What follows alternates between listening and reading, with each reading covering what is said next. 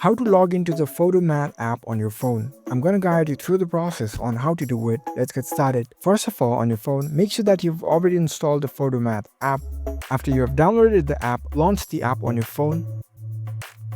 Once you open up the app, you will see this kind of app interface.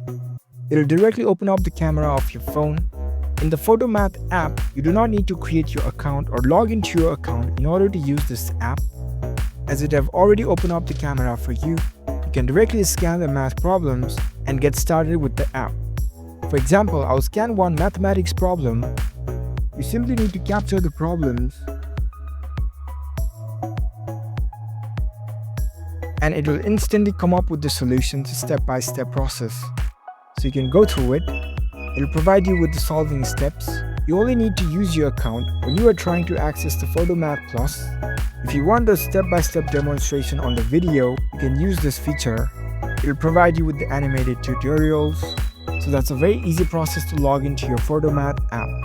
If you found this video helpful, don't forget to give this video a thumbs up and subscribe to our channel for more tech tips. Thank you for watching.